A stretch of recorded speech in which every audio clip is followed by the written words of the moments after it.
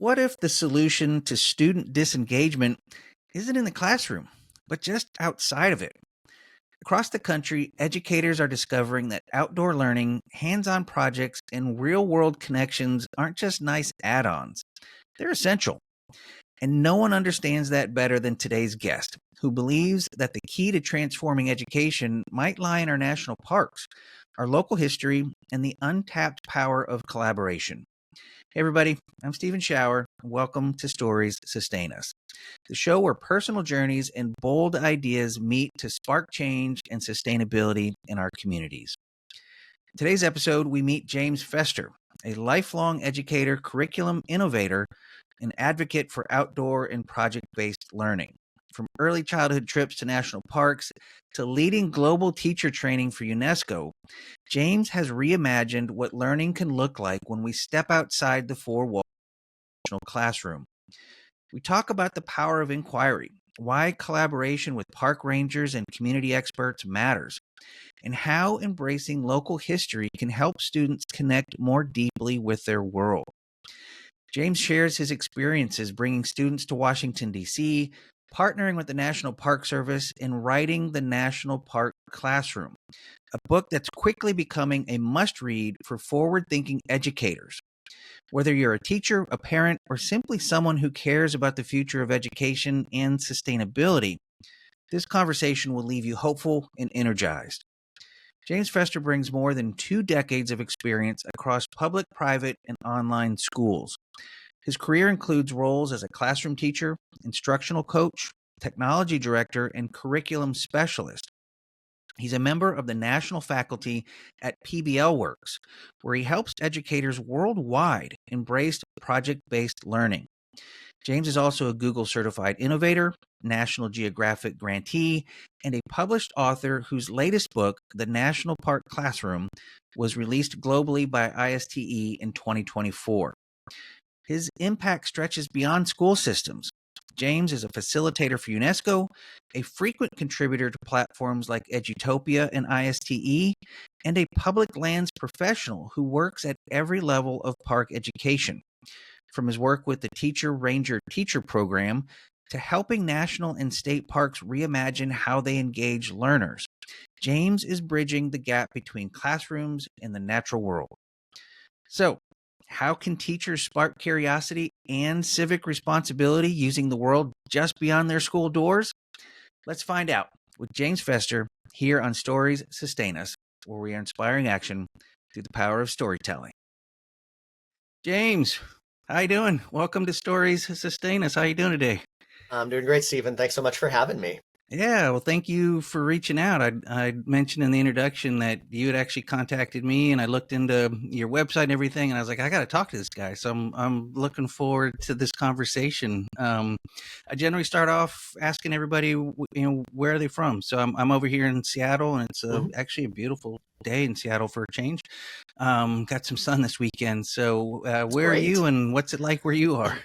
Yeah, so I am currently living in St. Paul, Minnesota. I do not have the very fun and interesting accent because I'm actually originally from the Pacific Coast myself. I grew up in the San Francisco Bay Area and lived in California most of my life until one day I fell madly in love with a girl from Minneapolis, and now here I am living in St. Paul, where the air hurts your face 6 months out of the year. But it's been actually a really fantastic move, and although I do miss obviously the things that I kind of took for granted when I lived in California, like access to the mountains and the ocean and all that. Yeah. There's a lot of great stuff here too. So it was actually a really positive move. And I love where I live, which is great. Right on. One, and who you're living with, no doubt, as well. Very true. Yes. Absolutely. Yes. Well, I'm looking forward to jumping into your story. There's a lot I want to hear about, your connection to the United Nations and National Geographic, and obviously your book, The National Park Classroom. But let's jump into your life. You just mentioned San Francisco and the West Coast is where you grew up. So tell me a little bit about your childhood and what life was like for you growing up. So I think the two things that are really important, or the two things that come to mind when I talk about my childhood, are one, that I was raised by two public school teachers. And so it was pretty obvious very early on what I was going to be doing with my life. It was going to be involved in education. And because I lived in such close proximity to two really fantastic public school teachers, that was kind of what I thought I was going to do. That my definition of what education was, or what it meant to be an educator, was you get your credential, you get in a classroom, and then you spend your life doing that, and then eventually you retire, and there you go, boom, that's Yahtzee. And that's kind of what I thought, and it was the plan. Ever since I was, I think, in the 6th grade. I remember actually very clearly during my 6th grade year, we had our first career day, and I looked all through the career day catalog, and the one job that was not available to go and listen to was teacher. And I was pretty irate about that and said, like, why would I waste my time going and seeing all of these other things when I know what I want to do? And I believe I was sent home by the principal. So I felt very strongly about what I was going to be doing. And to this day, I joke that when people ask me what I do, I jokingly say I inherited the family business. Yeah. What grades did your parents teach, if you don't mind me asking? No, of course. Yeah. My father was a high school teacher. He taught chemistry and life sciences pretty much throughout his career at the high school level. And my mother, it was actually kind of an interesting trajectory. She started out actually teaching at the collegiate level. She was in the physical education discipline, and she taught at the collegiate level in the state college system. And then when my brother and I came along, she kind of took a break for a little bit, but then eventually went back and got really interested in special education and did that for the last part of her career. So it was so she taught, arguably you could say, K-16. And then So I ended up going into middle school. I had absolutely no intention of doing middle school. It was the worst time of my life in many ways, but I had a couple of teachers who were very, very important in making sure that I stayed on track and stayed successful. And so I think that may have stuck with me. And so when I essentially went out, started to look for jobs, I was very lucky to serendipitously find a position at a school district, and it was a middle school position, and so I took it, and I could not imagine teaching any other age. I always hear that's some people, like a tough age to teach. Yeah. I think it's really fortunate that there are people like me in the world that are like really passionate about teaching middle school.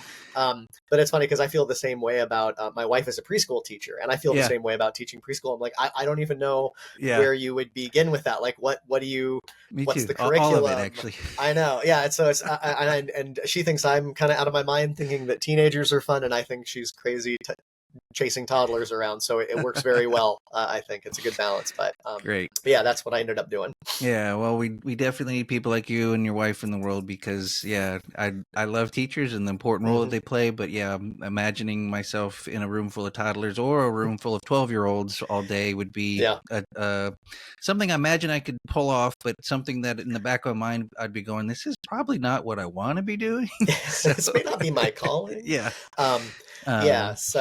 So that's the one thing to know about my childhood, is it just revolved around education. Like, the academic year was the calendar year, and that was just the way that we planned everything. And the other thing that's really important for people to know is the strong connection I always have had to the outdoors.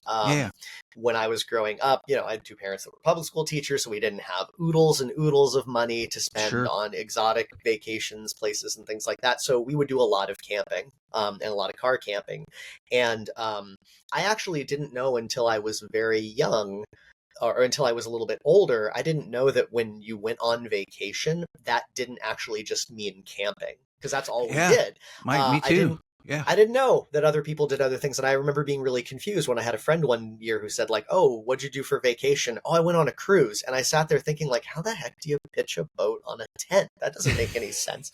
And then it was only then that I realized that there are a lot of other things that you can do. But again, like, I never felt like I was missing out on anything. I never felt like it was something that I was like, we never did these other kinds of things, because for me, that was my ultimate. There was nothing that I would rather do than go stay out in the woods and get to explore places. And we went to national parks a lot, specifically Yosemite.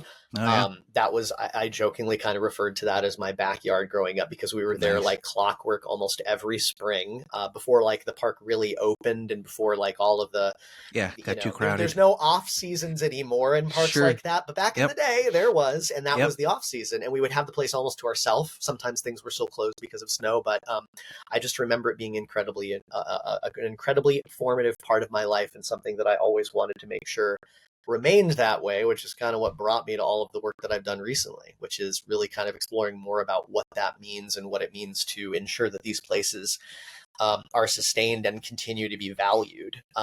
Because without people like you and me and the folks that are listening, they would not exist and they will not Yeah. exist. And so Yeah. it's really important They're to make worth sure fighting people for. understand what they Absolutely. are. Exactly. Absolutely. So you're adamant in sixth grade about your future, and Yep. yeah, moving on into the high school years, that obviously didn't change direction. And outdoors, I have a similar, my family didn't come from a great deal of means either, comfortable middle class kind of family, but we did a lot of camping and outdoor activities like you did.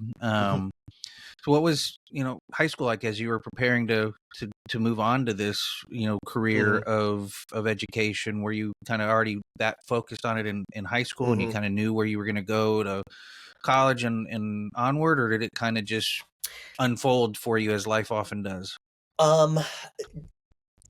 I was still pretty sure about what I was going to do. That hadn't changed. The exact pathway to get there was the thing that I didn't quite know. I didn't have any Sure. idea where I was going to go to school. I mean, the nice thing about going into education, at least in a state like California, is that you basically could choose almost every college that I could have chosen would have some sort of education program. I mean, the Sure. state college system in California was originally set up as a network of teachers colleges, so like that's still very much a part of the DNA.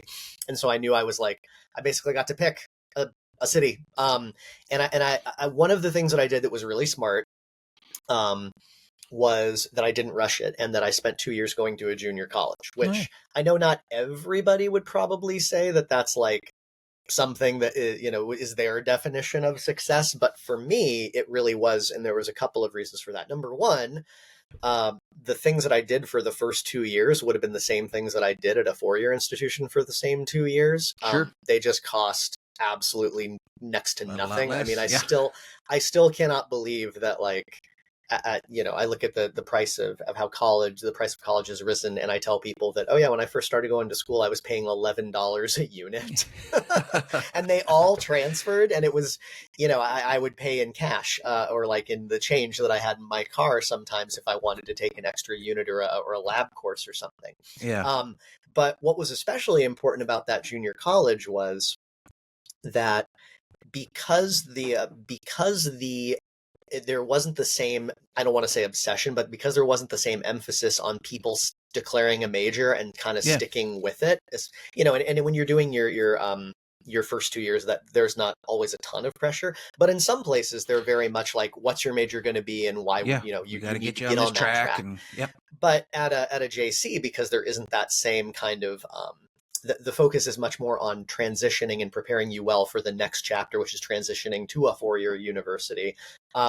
I was able to do all sorts of things that I never would have gotten to do, I think, at a state or a university. Like I got to go and run the astronomy lab. I got to Cool. manage technical theater productions. I got to do, I got to help put on school events. I got to do all of these things that I never would have been able to do otherwise. Number Sure. one, because I was living at home and I didn't have to support myself. But number two, they're just like really open to that. And I also had, without a doubt, some of the best teachers I've ever had in my life. I don't want to, I know that this is not at all the truth, or it is not this is a big and broad generalization, but in sometimes when you go to those higher ed universities, the emphasis isn't always on, for the individual professors, it's not necessarily on teaching or instruction as much as it's on other things like research and things like that. Publication, getting on that Publisher tenure parish track. and I get that. Yeah. I understand that.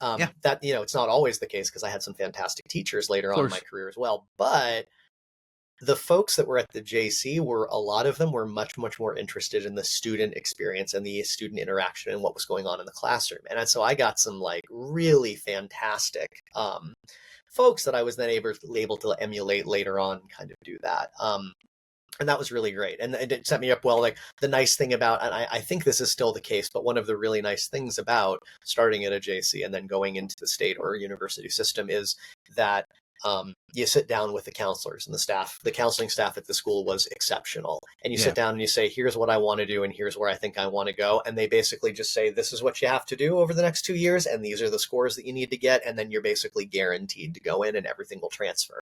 Yeah. That's pretty amazing, you know? Yeah. And it took a lot of the edge off me because I basically just had to hit those marks and had a little bit of wiggle room too, which was nice. But I did what I had to do. I got out and then I ended up down in Southern California because I just decided I wanted to live in a different part of the state and ended up at Cal State Long Beach. Okay. Mostly because, again, like I didn't really, I had a lot of choice and I didn't really feel pressured to choose one way or the other. And I remembered they had a really fun blue pyramid as their gym and that looked cool. So I went there. Those are the choices Not we exactly, make. not exclusively, but like I would be lying if I didn't say that one stuck out in my head Had some because I did influence. think that was like kind of cool and interesting, and it made me want to The rest of the investigate place has school got to more. be kind of interesting if they got this Yeah. cool thing going on there. Yeah, if you have I believe it was at the time the third largest pyramid in North America. Or yeah, maybe the third largest pyramid in the United States. I think that's probably more accurate. Like, why not? Like, let's check it out. Yeah, it worked out. It did work out very well, and it was a good choice. I think it was really a good choice to just live in a different part of the state and get down into and to kind of experience the Southern California of it all, just to the access to all sorts of different things down there. And that is actually also where my definition of what an educator is really started to broaden, because I started to get involved with what shall we say, informal educational institutions. I started volunteering at historic sites and the county parks, and really got involved in investigating and learning more about the state park system.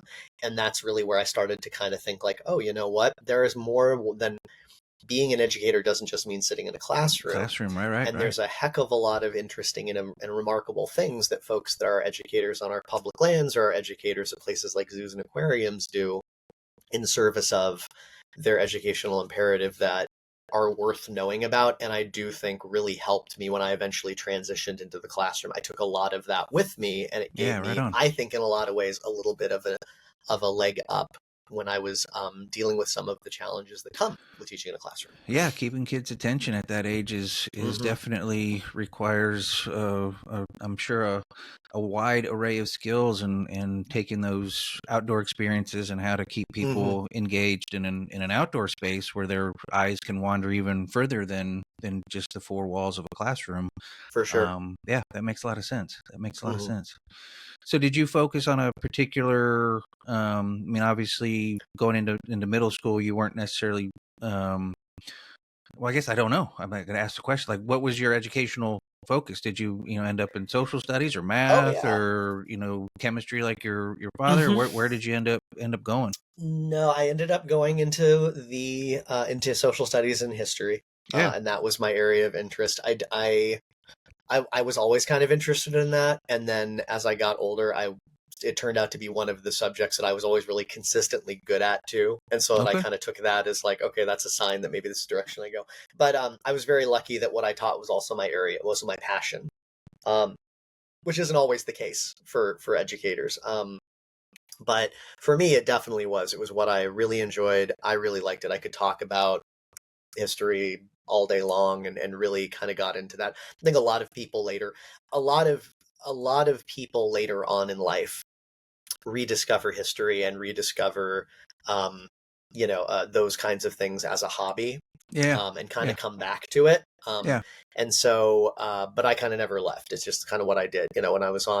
When we would go on vacations, we would always end up at historic places and like on this site on this day near this rock this happened, and of course I wanted to read just all of them and take pictures of all of the plaques. It's something that is a never-ending source of eye rolls, I think, today for my wife when we're driving on a car trip. I'm like, oh wait, there's a marker up here, pull over. And she's like, again, like, are we really gonna do this? And I'm like, yeah, we are, pull over. And I fight luckily that urge she entertains often. those kinds of things. It's like I gotta know what happened, and like so wonderful.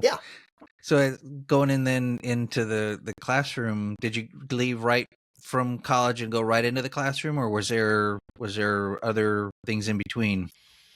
No, pretty much that Mm, was my goal, straight was into it. to just go as fast as I could to get Yeah. my classroom and do it, because that's really where I thought I was going to be spending my time, and I was really like really wanted to um get it done as soon as possible. And so I did. I went right in. I got a job at a school district in Northern California, in a tiny little town called Larkspur, which is just basically, I think it's a 30-minute drive north of the Golden Gate Bridge Okay. once you leave San Francisco. Yeah. And really lucked out. Had a fantastic administrator who, for whatever reason, decided that I was the one that he wanted to hire, despite being completely unqualified and having no experience, and all of the other people that were applying for the job coming in with resumes that were a yard long. It was really it was a very important moment in my life that I got chosen. Yeah. Um, uh, which should, yeah, like I got that chance, that he gave me that Got that chance, break and you I needed. think, Yeah. yeah, and I think I did, and I really thrived there. It was really great. I really enjoyed it. I got to do all of the history stuff that I had been ready, like learning about my entire life. I got opportunities to do things like take our kiddos, our students, on their 8th grade trip to Washington D.C. every year, and I Oh, got to do nice. that. So I got opportunities to really see, to do which, like, on paper, if you look, like, I look back at what I did, and it's still it was one of my favorite parts of the year. But like, taking 87 teenagers across the country for a week and having to like monitor them and make sure they don't do anything crazy, getting them through airport security and making sure they didn't get lost and stuff. I mean, it just like it really does sound to some people like nightmare fuel, but It for me sounds it like an was adventure. fantastic. Yeah, Yeah, it's an it adventure. definitely was. But it was also great too, because I think, and this is something that I would say about just education in general, is that um, getting students outside of a classroom and giving them opportunities to learn or do the work of learning outside of a classroom is really key. And that's something that this taught me, because the students who gave me the hardest time were the biggest disruptions, the ones that I butted head with the most, were always, like, without exception, the best travelers and the best behaved and most capable ones when I got them out of the classroom. It Yeah. never failed. And like, I would come back and I would tell my fellow teachers, I'd be like, such and such, he was really awesome. He stepped up. He was always on time. He was helping people with their bags.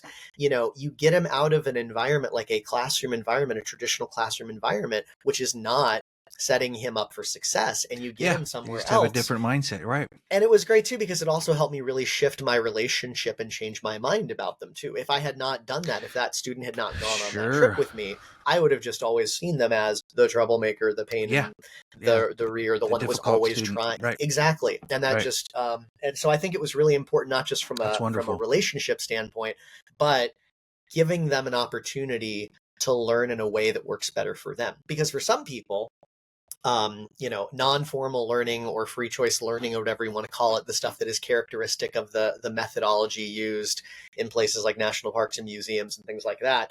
Yeah. That's the way that they learn. That's the natural form Yeah. of learning, and it's better. And they can't handle the rigidity and the structure of like lecture, lecture, lecture, test, lecture, lecture, lecture, test. It's just it's tough, and we Yeah. have to recognize, and I wish that I had a better answer for it, but we need to recognize that some students are just not going to be successful learning like that, and we need to provide other opportunities to make sure that we Yeah. are using pedagogies and methodologies that work for them. Yeah. And sometimes that means getting them out of the classroom, you know? Yeah. Absolutely. So, taking kids to DC, I'm imagining here then that part of your curriculum as a middle school teacher in California was U.S. history as well as, I'm Yeah. assuming, California history. Is it a little bit of blend of both? Not as much the California history, although I do love that, which is really Yeah. weird for a guy who. It's a really weird thing for somebody who now lives in Minnesota to say that I love California history, but I do. It's just it's still fantastic, and there'll always be a part of me that never really leaves that state. Like Yeah. it's Sure. just I have family there. I go back with my kids now, and we visit a couple times a year, and I take them and get to do all these things with them. I want them to experience that part of I want them to be able to explore the California part, even though they were born and raised in Minnesota, and I don't want Yeah, them to yeah, lose that connection. yeah, But U.S. history was definitely the focus. I taught mostly eighth grade, and in that you kind of start at about the end of the American Revolution and go up until the beginning of World War One. That's what you're supposed to do. Nobody yeah. ever makes it that far because there's just too much to Too do and too much. much Yeah, to go through. But sure. that's more or less the focus, and so it was like kind of the perfect time to really take them to our nation's capital where they can basically see where it all Yeah, happened and everything in the absolutely. museums because they're literally immersed in it. And some Yeah, kids, they totally got turned on by that, like having to spend weeks and weeks learning about the Constitution, and then you actually get to go and sit in on a session of the legislative branch and watch how the sausage gets made.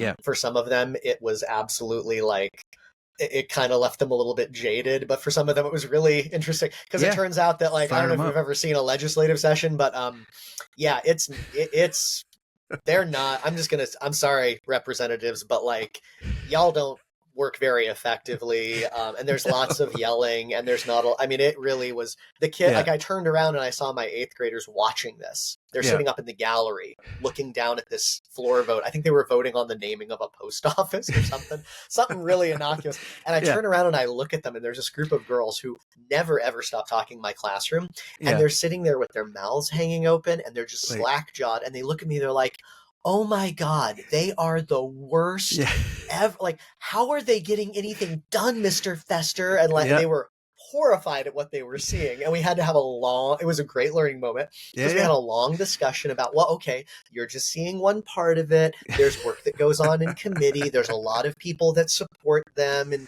it's like they have a staff that kind of helps them craft the legislation. It's not just them, but they were yeah. just like all of their It is their a their mess. faith their faith in our Yeah, democracy was teetering on the edge. I think I yeah, brought some of them back, but they were just like, I can see why nothing ever gets done. Like, yeah. It's having spent most of the last 25 years yeah. either at city council meetings, state legislatures, or up in That's right, because DC. you have that proximity, so Yeah, you kind of know a so little bit of what I'm talking about. I've seen plenty of legislative Yeah. bodies in action, and yeah, that is, um, not just a audience member reaction from a 12 or 13-year-old perspective, but sometimes it's Yeah. an adult staffer perspective too. You're kind of going, Hmm. huh?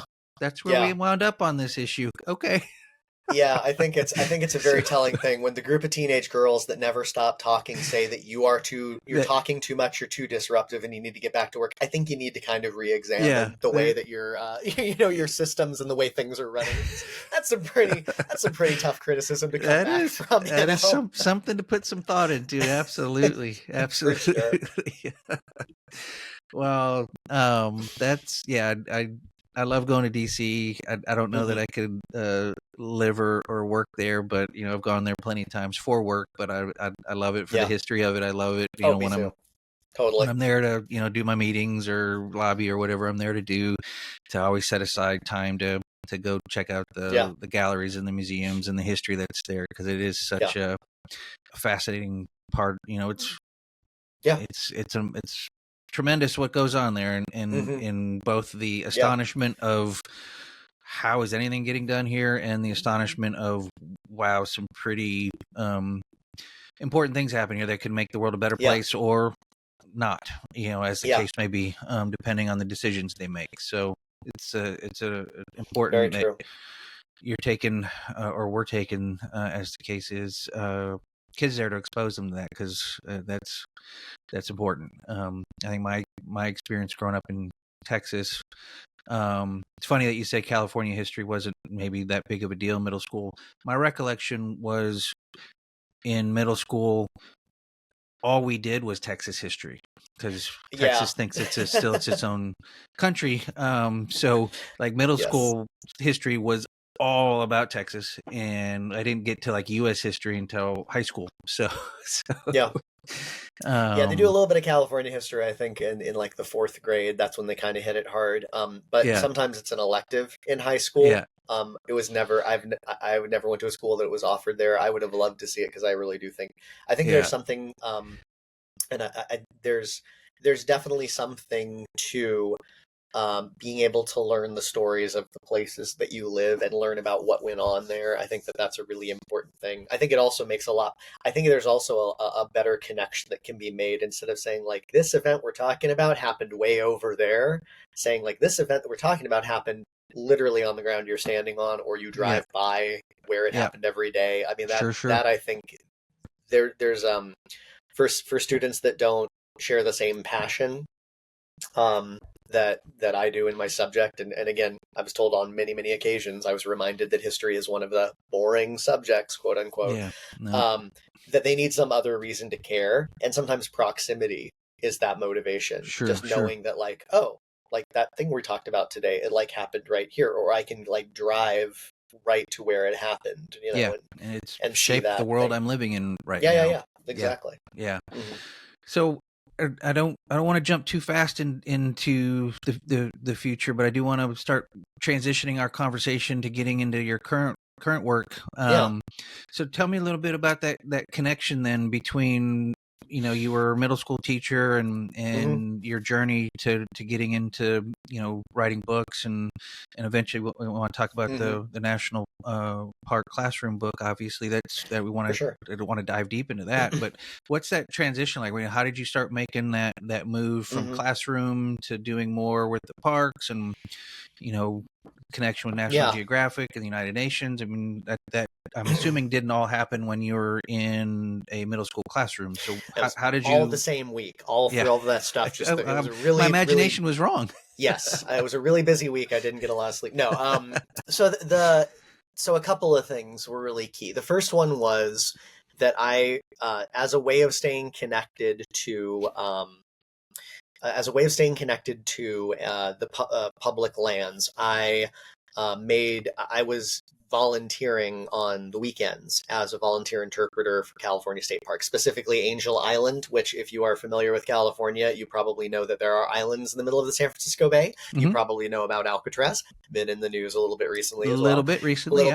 And then there's another one called Angel Island, and that's the one that I worked at. The whole island is a state park. And every corner of the island is almost like a different era of history, which is really interesting. And so I'd lived there my entire life, and I had never, ever, ever visited it until I was like 25. You know, it's like, oh, it's there. You know, it's like, it's that thing that unless somebody comes from out of town, you know, I'll go someday. And I went there mostly because I wanted to bring my students there on a field trip. And I met a very nice lady at the gift shop, and she suggested, well, you know, if you become a volunteer, it all becomes easier, and you can come out for free, and you can do all these things. And I'm like, oh, maybe I should do that. So I did. Good and pitch. I volunteered. Yeah, it was a great pitch. And I volunteered and met, you know, we got trained as a volunteer interpreter by some really fantastic folks that still work in the California State Parks, and started to get exposed to the way that education works outside of a classroom. And it was interesting because what I started to do was during my weekdays, when I was in my brick and mortar school, I taught one way. And then on my weekends, I'd used the principles of interpretation and dialogic exchange and leading with questions and all these things in it that I did differently, because that's what I was taught to do on my weekends. And so I kind of like did this like chameleon thing where I would like kind of shift. And when what I started to do, and I remember I did it for a couple of reasons. Number one is I brought things from Angel Island out into my classroom. Like I had like the full Civil War outfit and the sword and everything, much to the chagrin of my principal. But like I had the whole kit, and the kids thought it was the coolest thing, and like they got to like, you know, hold the sword and wear the outfit and the whole 9 yards, and they thought it was really cool. And so I was like, well, you know, if I'm bringing stuff off of the island, what if I brought like the way I taught off of the island? And I started to do that a little bit more, like kind of just when opportunities arose, or when like we would get to a part of the curriculum that aligned to a program I did, I would just do that program basically as the lesson for the day. And what I saw was that the students in my class, who were the ones that never really wanted to give me the time of day, and the ones that really didn't think that history was interested, the ones that didn't play the game of school well, were the ones that were most interested in what was going on. And I started to have less and less and less issues with them. issues or disruptions, or they were Sure. more successful by all sorts of measures. The students that were the high achievers are always going to be the high achievers no matter Yeah. what. The ones in the middle, for the most part, are always pretty, depending on the day of the week or like where the moon is aligned to what planet, Sure. they're going to be fine. But the ones that really need the help, the ones that are on the bottom, they're really struggling. Those are the ones that I saw the biggest gains in. And I saw it more and more with that. And so I kind of at that point started to say, I wonder, there must be something to this. And I really started to dive deeper into the idea or these principles, this, this 70 plus year body of, knowledge that developed the method of instruction, the method of education that's used by informal educators. And I brought more and more of it into my classroom. The problem was that when I tried to share what I was doing with the other people that I worked with, they didn't really get it.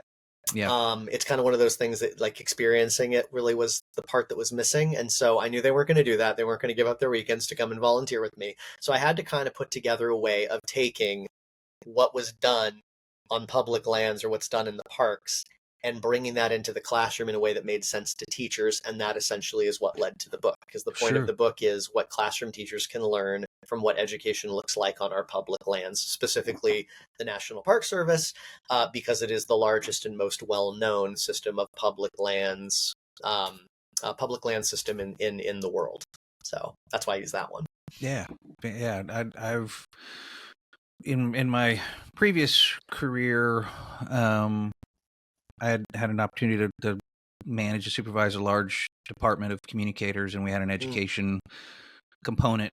And Carrie Merson and Minna Paul are rock stars in my world as informal educators, and I'm sure that everything you're talking about, they would eat all this up, and because they got it. So I can appreciate the skill sets that you're bringing into the classroom, because I could witness it in what they were doing, and how they could just wrap the kids up and get their attention in ways that they always received stellar remarks from the teachers that they were coming to work with. So all that resonates with me, even though I don't fully get it and understand it. I know it's a really important tool. So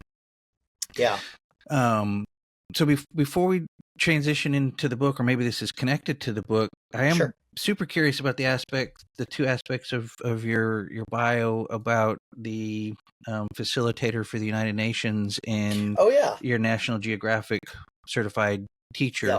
Can you tell me a little bit about those two things, what they are and how they came about? Because I'm familiar with UNESCO, big fan of what UNESCO does around the world. Yeah, me too. And to know that you're connected to that, if you would explain what it is to people and how you got connected to it, and I would appreciate that, and I would love learning myself.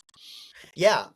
So the National Geographic, and this is actually, I'll start with that because this is something that any educator that might be listening to this could actually participate in this themselves. So National Geographic, we all know, probably remember the giant stack of those yellow magazines that were in our grandparents' or parents' houses, and the fun map inserts that like were really fun to look at. So they have an educational arm that is that's very active, produces a lot of great stuff. And one of the things that they do is they use what they call they have a bunch of different things, but their main tool for educators is the geographic inquiry process and the explorer's mindset, the idea of basically like, what does it mean to like learn like you are a National Geographic explorer? And so you can actually, if you are a teacher, they still do these trainings quite frequently.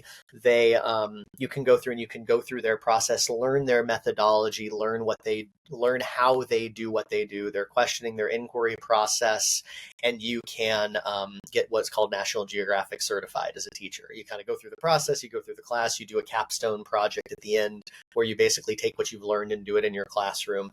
And I really liked it. I thought it was really valuable because inquiry and questions are very central, not just to the work that I did in the classroom and the stuff that I do now, but very central to the stuff that goes on, in informal spaces in our public lands.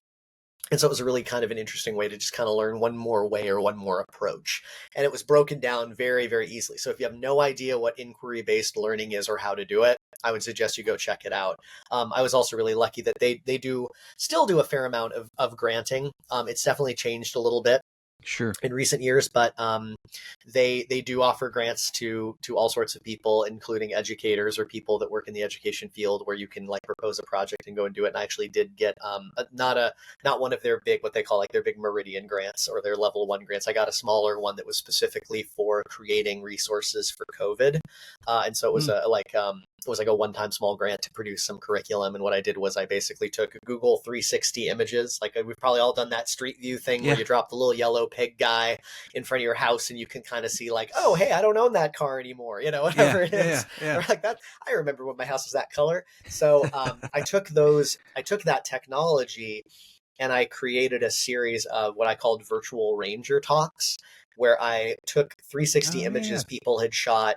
And then what I did was I created scripts for teachers to basically share the image with their student on their student devices, because they were doing this during COVID when we were all teaching online. And the students could use the 360 image to see what the teacher was talking about. And so go on like a geology tour of Yosemite, or go on a tour of how climate change is impacting national parks by visiting all of these different places. And it was basically, I think it was selected not just because it was a pretty novel idea, but it was also something that kind of reminded kids that there is still a world out there, even though you're kind of trapped inside. And so I think that's why it resonated with a lot of people. So I did those. Those were a lot of fun. They can still be found on my website. And so that was my National Geographic stuff. UNESCO, interestingly enough, kind of did happen, not the same week, but the same time.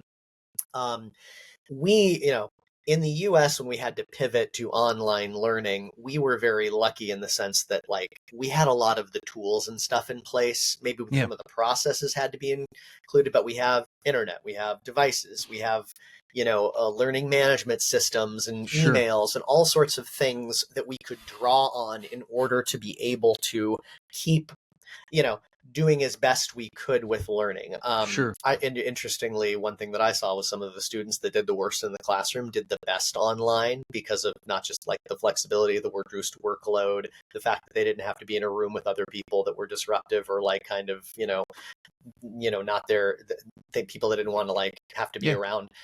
So I'm not everything that, there were some things that I think actually came out of it that were really great. And I think that we should hold on to. It's probably a different interview for another time, but, one group that was really doing some interesting stuff about, if you didn't know how to teach online, like what would you do? And if you were in a part of the world that didn't have the same infrastructure, the same resources, and stuff that we did, what would you do? And one of the groups that was really doing a lot of work to try to help folks was UNESCO. Right on. They have, specifically their Category 4 research, education research partner, which I'm going to get the acronym wrong, the Mahatma Gandhi Institute for Education, Peace, and Sustainability. It's MGIEPS now, but that's a mouthful. But they are located in India, and they are UNESCO's only Category 4 research partner. So they're the only institution that is funded by UNESCO to do research. And their 3 areas of interest are SEL, sustainability, mobilizing youth for sustainability and peace, and the third one is online learning, pedagogy, and technology. Yeah. And what was the first one you said? The first one was SEL. It was what's that acronym for? Social emotional learning. So it's the idea of like teaching students how to be more in touch and and aware of and moderating their emotions. So it's a big deal, especially in elementary schools right now. And they do a lot of research with it. They have some really fantastic resources. So if you're a teacher or you're somebody who works with students, especially younger ones, highly would recommend you go to their website and check them out, because they have free online courses that you can take that are really kind of helpful. Right. And I found them because I needed to learn more about online education, because at the time I was supporting teachers as their educational technology guy. And I needed to have more resources to give them, especially for the folks that are like, I don't know what to do today. Here's what I would do if I was in person. How do I do that not in person? And so I was looking for help too. And so I took one of their trainings and I really liked it.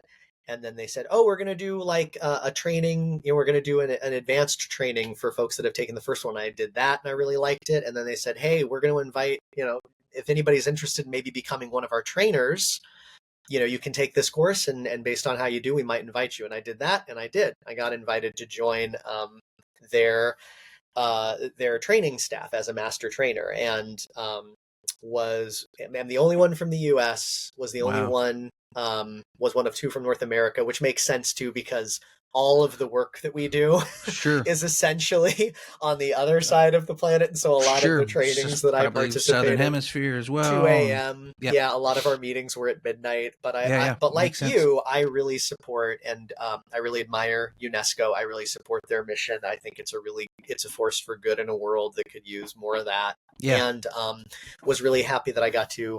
Was really happy that I'm a part of it and got to be a part of it. I'm not as much anymore just because there's a lot of other stuff going on and some things kind of Sure. fall to the wayside. And staying up until 2 a.m. to work with teachers from the Maldives is a real tough thing to do all the time.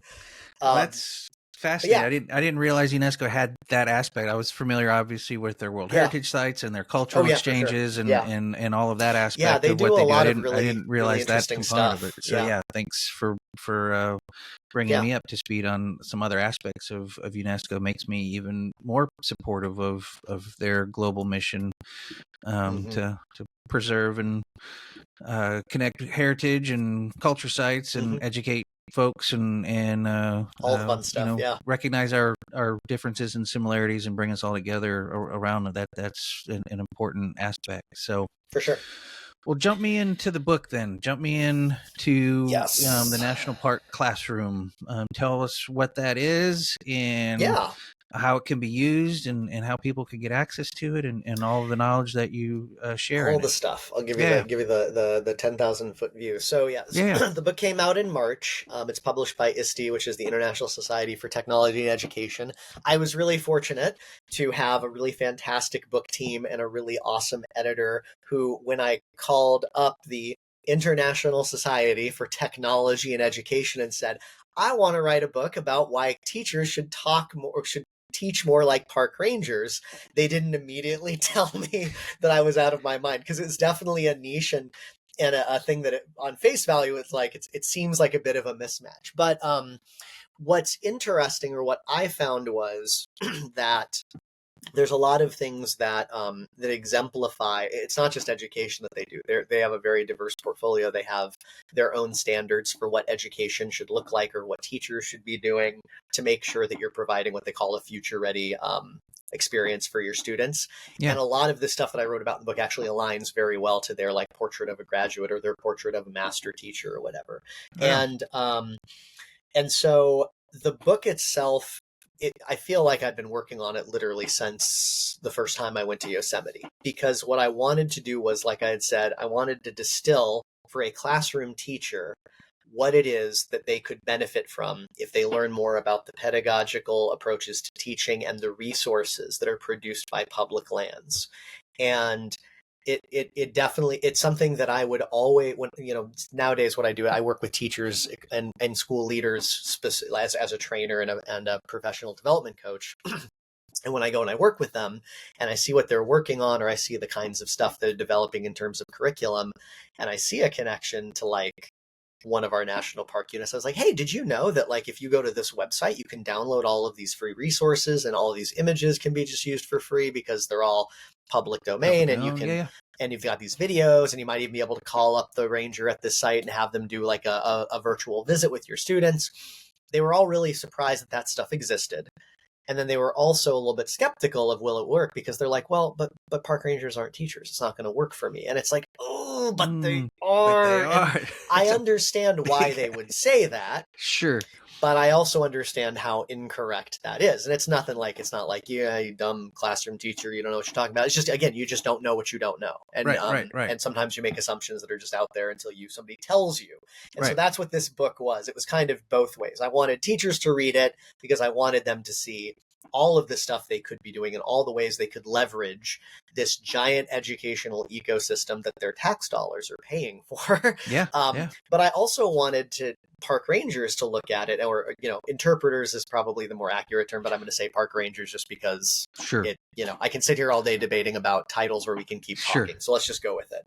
But I wanted them to see it too, because a lot of the case studies and a lot of the examples I give in the book could help them to diversify and create educational programs that are more responsive to the kinds of things teachers look for or need. Like Yeah, nice. if you are a park ranger, you are an expert in a lot of areas.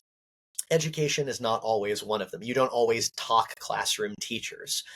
It's very, very rare, in fact, that you do find a ranger, especially one that does programming, who has some sort of like formal Formal education classroom background. teaching. Yeah, A lot of times they're either like refugees from that area because they don't want to have to do the classroom. They want to do the fun stuff, yeah, which leads them into that, or they just, that's just not their background and not yeah. their They just expertise. evolved into it, right? Exactly. And Right. so, and I don't think you necessarily need that in order to be good at what you do, especially if Sure. you're a park ranger or an interpreter. And so I wanted them to have a lot of ideas or things that they could draw on to create better, stronger partnerships. Because when you have a classroom teacher working with a park ranger, the teacher knows the the teacher knows the learning goals, the teacher knows the students, but the ranger knows the content, like a mile deep.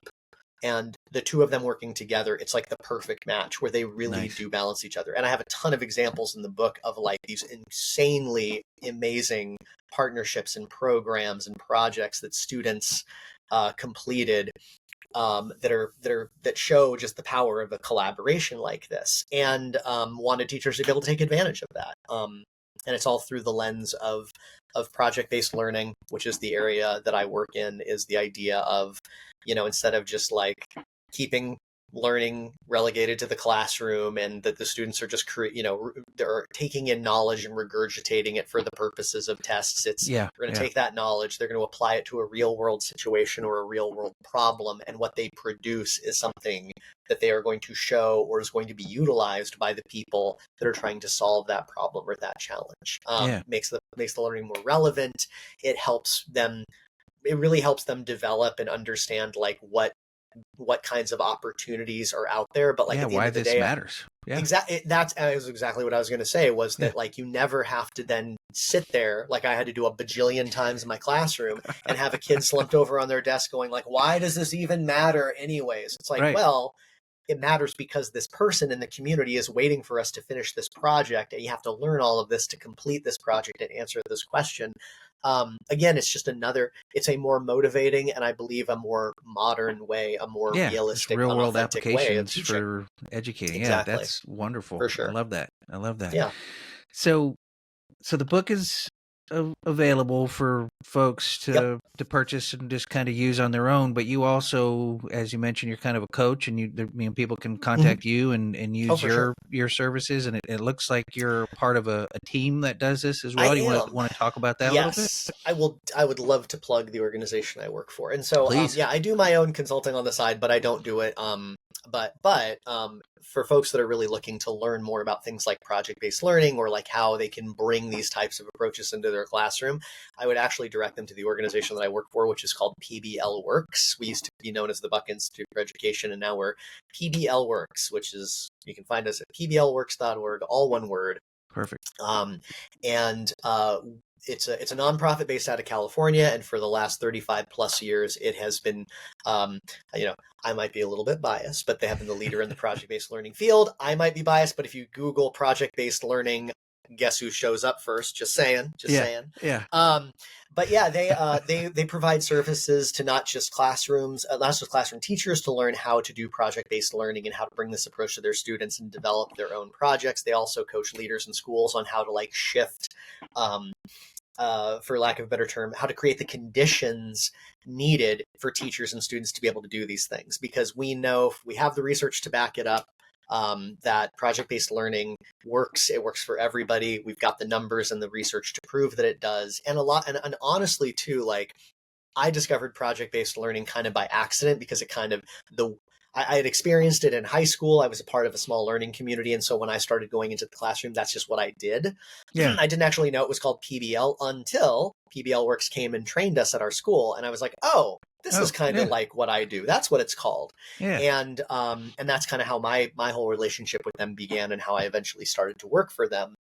But if you are a teacher who is out there and you are feeling stressed, you're feeling like the fun has been sucked out of the classroom, if you feel as though you're just always burning the candle from both ends and you're just not getting the results you need, I would highly recommend you check this out, because I'm one of the reasons why I'm passionate about it is I really do believe that number one, I think it's more effective at dealing with a lot of the challenges that you experience, but I also think it's more fun. I really do. Kids enjoy it more. It's more engaging. It allows you to bring your passions and your creativity into the classroom. It allows you to farm out some of the responsibility for teaching by bringing in outside experts or by having the kids presenting for, people in the community. It really is just, I think it's better for kids, but I also think it's better for teachers. And I hope folks take a look at it. And if you want to learn how to do it, there's no better people out there to teach you than PBLWorks. Yeah, and just looking at the bios of the team that you're associated with there, I was they're pretty super impressive. blown away by all. I was like, wow, these are some really cool people. Incredible people, and from all across the country, all different walks of life, all different expertise, and just interestingly too, like you had asked about things like UNESCO and National Geographic and stuff. A lot of those opportunities I actually found by associating with these people and getting to know the rest of the training staff and just seeing what they're doing. I have no doubt that without that because I was able to work with these people and see what they do and how they do things, that's what eventually led me into writing and got me connected with the co-author who I wrote my first book with. He's a wonderful guy named George Valenzuela, who I am very grateful for kind of taking me under his wing and showing me the ropes of what it means to be a writer and getting me kind of started with that, which has been great. And he's also really accomplished in his own right too. If you look him up online, he's he does it all, and he does it all very well. So he's a great one to connect with too if you're interested in learning more about things like education and SEL and any of the other topics that I talked about. I would definitely check him out. He's fantastic. Wonderful. He's just a good guy too. Like that's the other thing. Is like I just like he's. You got to start there. I know, right? Yeah. If you start there, then everything else can be building upon that. Character, integrity, and being a good person. Totally. All those certainly things are very true. Yeah. Resonates a whole lot further for me than just an arrogant expert in something. He's definitely not that. He's very approachable and a great person to talk to. Fantastic. Now, I don't know how all this ties in, but kind of exploring the website and kind of just being impressed by everything that I was looking at and reading. So obviously the National Park Classroom book is there, and the workshops and opportunities to learn from you or connect with you and others. I also saw a portfolio of projects that had a whole fascinating list of Indigenous history and water quality and virtual tours and landmark learning and park-based learning. It looks like it's just a full of incredible resources for teachers, and hope folks will go check it out and look at everything that you have to offer. Are those other portfolio projects intertwined within the National Park Classroom, or a little bit, or not at all, or how does that work? That's a good. There's a whole bunch of stuff. It's kind of like a junk drawer in a way. Connected a little bit, but I'm not sure.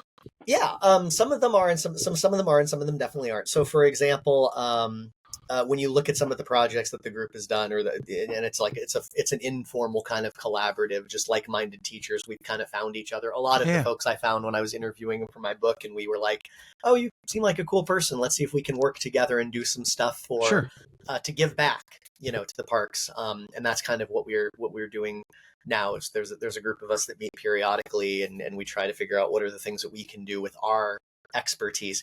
We don't have a ton of money. We're not the Rockefellers. We're not going to just buy large tracts of land or hotels or whatever. But as educators, we have skills that we can use and deploy in service of parks that they do indeed need. Like I've done a lot of curricular planning with some parks, and they're just like, oh yeah, we really needed somebody who understood all of this stuff. And so we've done some of the stuff, and some of those things you're talking about in that projects link are some of the past work that I've done. Like one of them is the National Geographic project I talked about. Another one was a collaboration I did with that I helped design and lead with a teacher that I worked with, and a park up in northern Minnesota called Voyagers.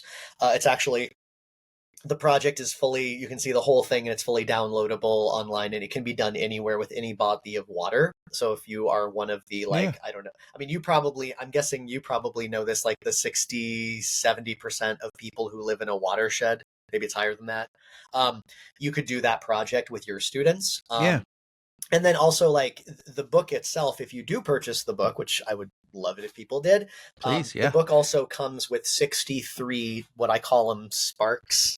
Um, 63 sparks or ideas for projects that come linked to resources that are Awesome. connected to a national park site. I have one Yeah. for every national park, and you get Wow. all of those with the book as well. But I have some of them online, and you can kind of see those things. So there's a bunch of stuff. It's things that I've done in the past, things that I'll probably be bringing back and revisiting and such. But they're all connected to this idea of getting students opportunities to learn, improve, to connect to their public land so they understand why they're important. And so hopefully they become the next generation of Next stewards. conservationists that we need in order to make sure that they stay around and don't Yeah. get don't get neglected.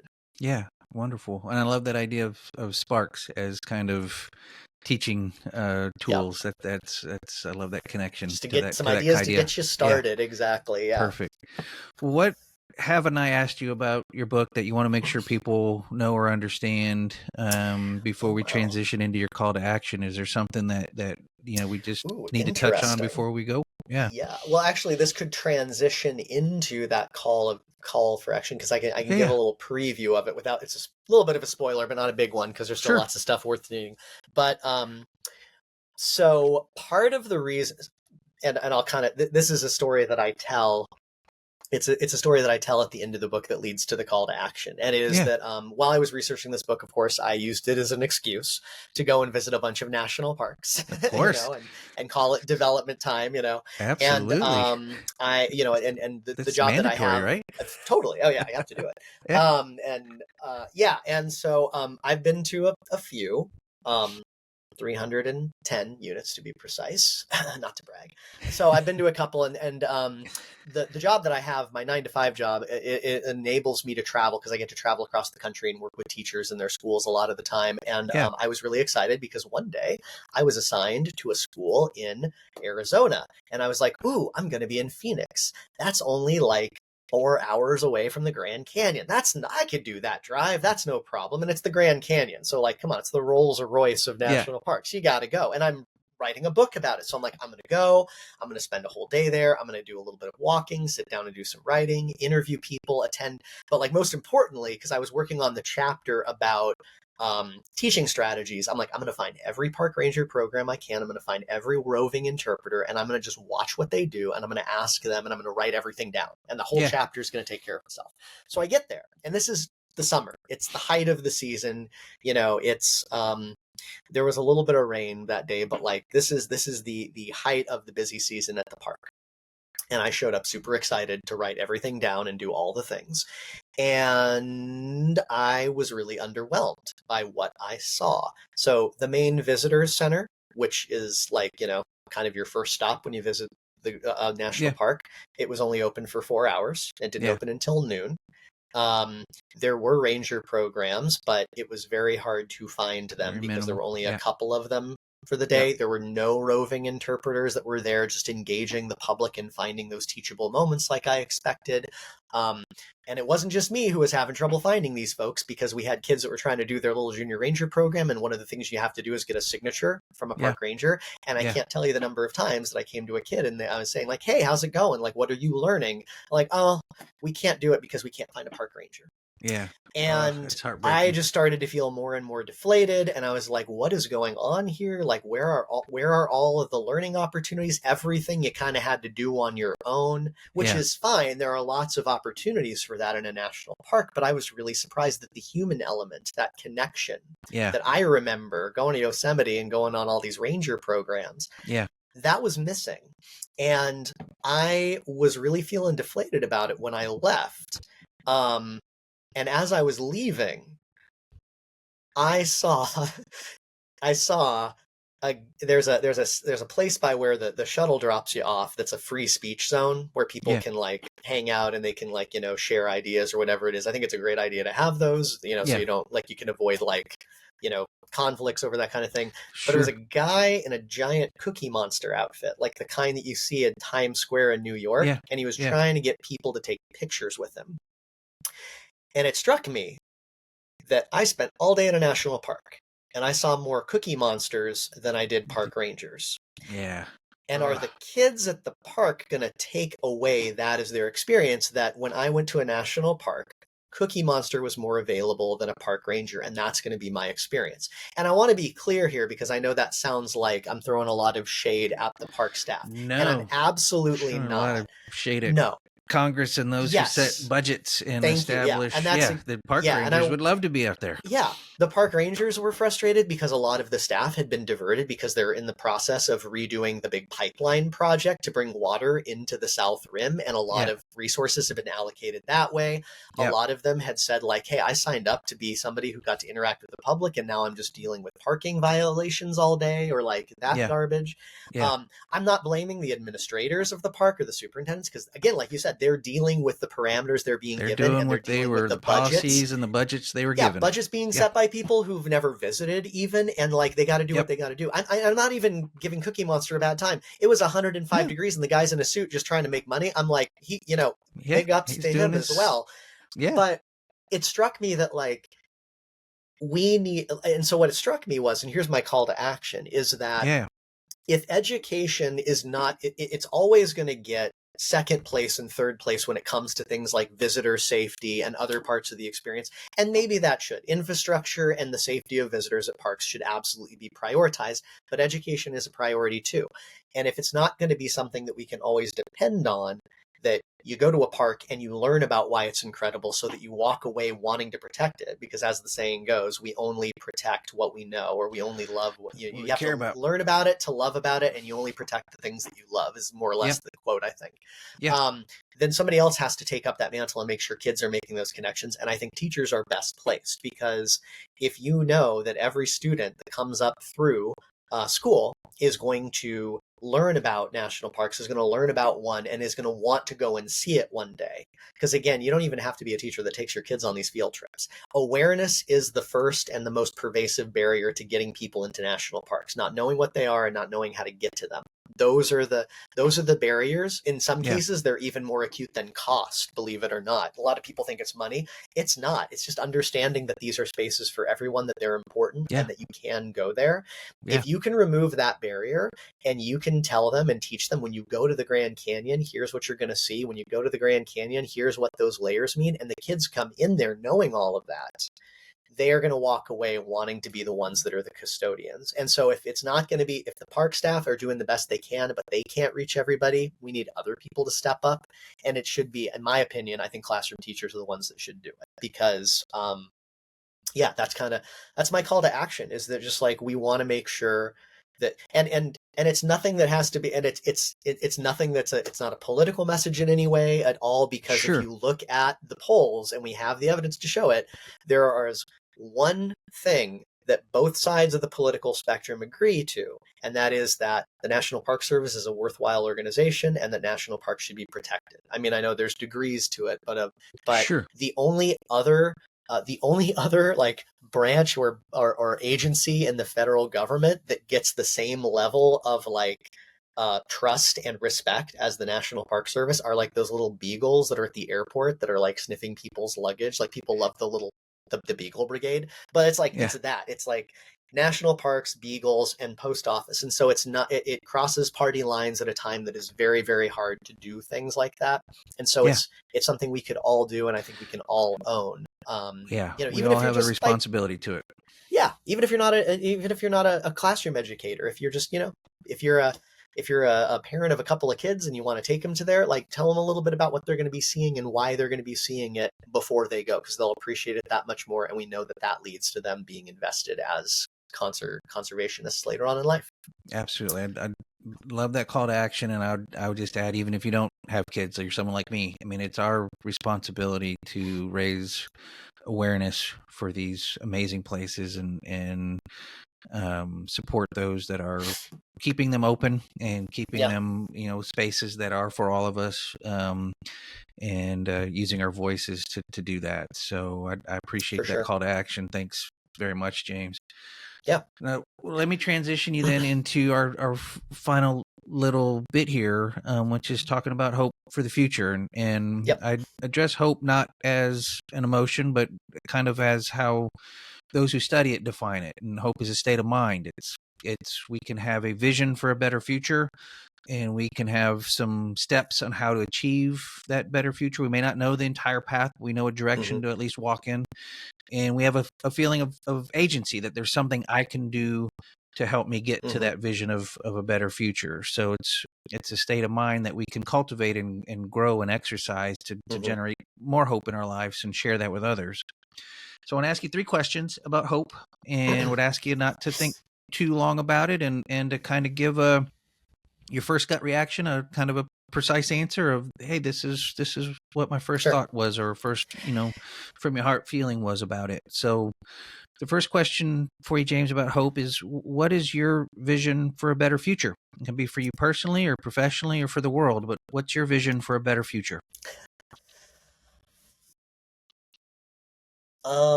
That's a great question. So first of all, I do absolutely believe that we are going to continue to have a better future. I think, it's that that sometimes we swing one way or another, but that we're always on an upward trajectory, and that things are going to get better. I mean, as a parent, as an educator, as somebody who's just like, a human on this planet, I don't know if I could really function every day and wake up if I didn't think that eventually things are going to get better, and that we are continuingly on an upright trajectory. Sometimes that is a little bit harder to see, definitely, depending on what's going on in the world, things like that. But I do truly believe that, and I think one of the things that really does give me hope is that I do believe that regardless of perceived differences or irreconcilable beliefs, that I think when you're one-on-one with people, and when you actually do sit in conversation with them, that very, very quickly you start to realize there's a heck of a lot more that you have in common than divides you. And I know that's been said before, and I know it sounds kind of trite, but I really do believe it. Like, for example, when I work, I go out and I work in the world, and I go all over the country, and I work with all kinds of educators, and I work with all kinds of people with all kinds of beliefs. And I know when I'm going to certain places that I'm going into an area where demographically they are going to be completely the opposite in terms of every single thing that I believe, my values. We don't share a lot of those things, but then I'm able to sit down with them. I'm able to approach them as somebody who's one of their colleagues and as another person, and one-on-one, those differences, they just don't matter. There's so much more, not that some of those beliefs and some of those things don't matter, they do, but there are so many more things that are more important. And so, even, so when I see things on the news, or when I see things on social media that just really get my blood going, I really say, yeah, but if I sat down with this person one-on-one, I'll bet you that we could find a lot of things that we could agree a lot of common ground. I think it gets harder and harder as you lose proximity, and as the number of people grow. I think that's what really is tricky. And so that's what gives me hope, is that one-on-one, I really don't, is when you actually sit down and talk with people, that there's always a way to bridge any gap. Perfect. So the second question, then, you have a vision of this better future where we're connected, we're communicating more, we're finding more common ground. Our divisions are, being melted away slightly through this proximity and communication.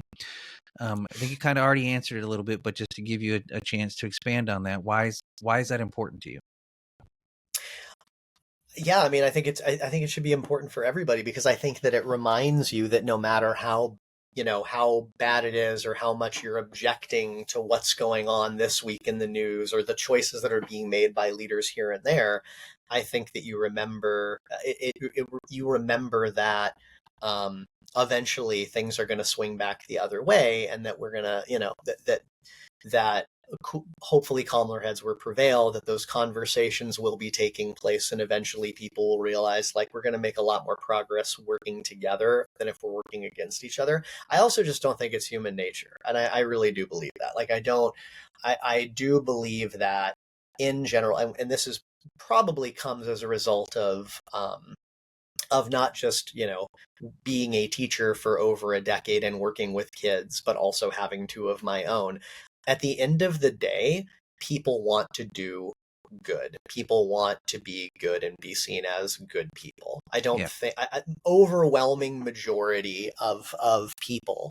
Yeah. There's of course, are there bad apples in the world? Are there bad people in the world? Obviously, I can't say, oh no, there are those people, but if you it's a book that I read to my kids a lot when they were younger, is that the author talks about how if you took all of the bad people in the world and you put them in one place, you could fit them all into a 6-story building, but if you took all of the people that are good and want to do good things for their neighbors, that you wouldn't be able to find a building to hold them all because they would just stretch on and on and on. And I really do think that that's the truth. Yeah, I agree. Even kids who are quote unquote like, oh, these are the bad kids.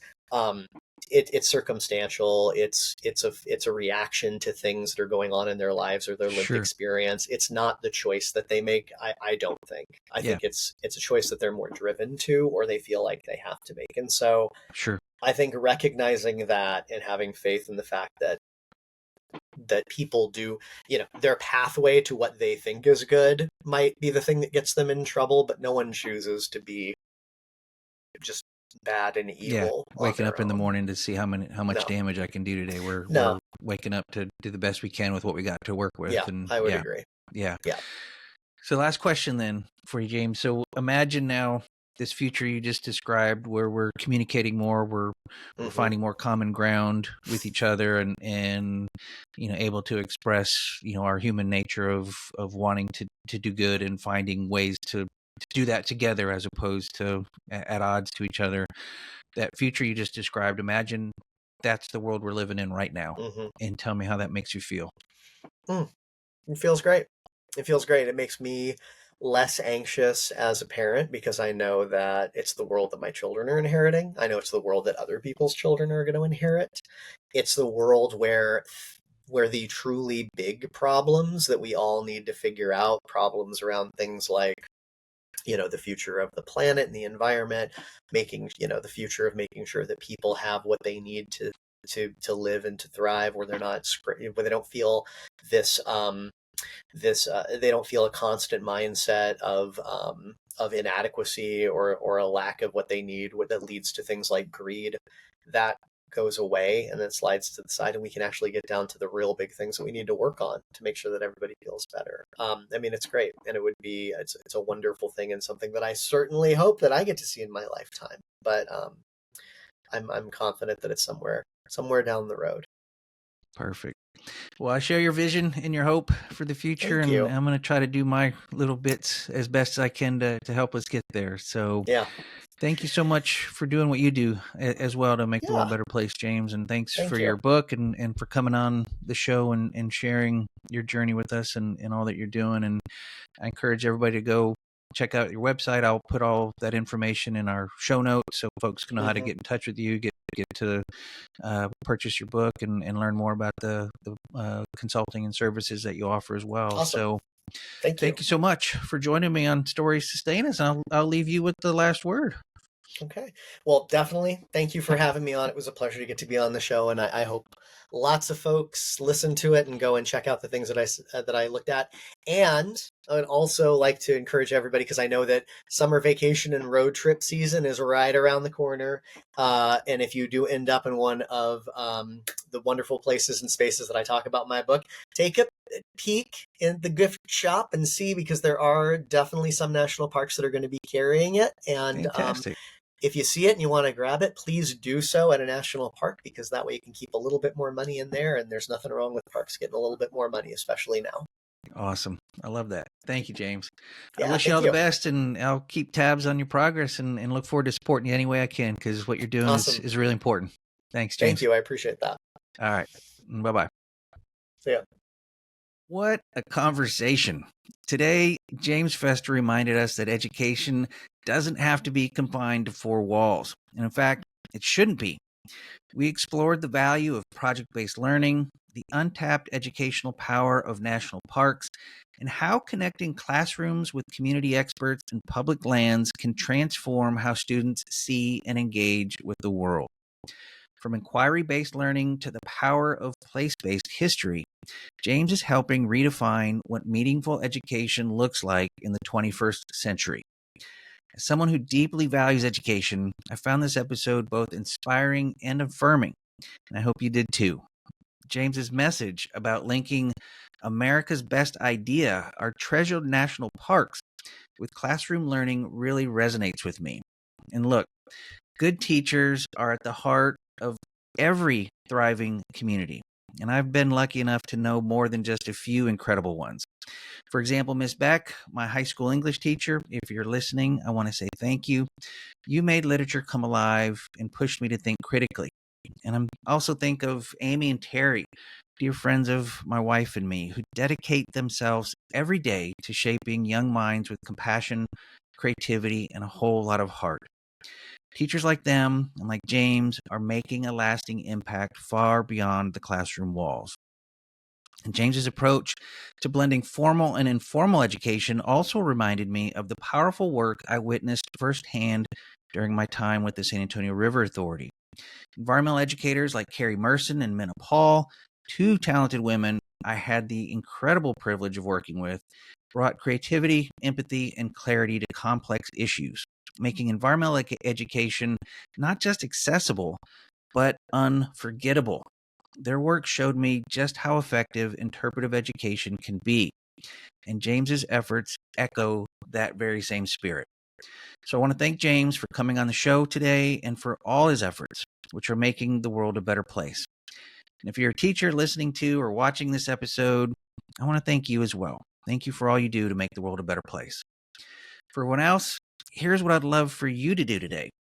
Support the teachers in your life. Reach out, say thank you, ask how you can help. Partner with a local teacher or school to lead a field trip to a nearby park or historical site. Volunteer your time or skills with an outdoor education program. Or donate a copy of the National Park Classroom to your local school or library. And if you love our national parks, go a step further. Contact your congressional representative and urge them to support robust funding for the national park system.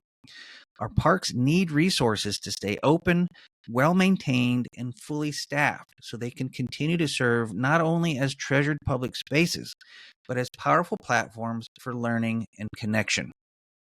And after doing all that, be sure to get outside and explore your national parks and community parks and learn your local history as well. Find ways to share it too, especially with young people. You can also support Stories Sustain Us by subscribing to the show, leaving a review, or sharing this episode with your favorite teacher, park ranger, or anyone else who believes in the power of education and our great outdoors. You can also visit storiessustainus.com to learn more and stay connected. As always, I appreciate all your support. And speaking of staying connected, don't miss the next episode coming out on July 1st when we kick off a special 2-week celebration of the show's first anniversary. Yes, I've been doing this for a year now, and it's been an incredible ride. In episode 49 coming out next week, I'll be revisiting some of my favorite moments and memories from the past year.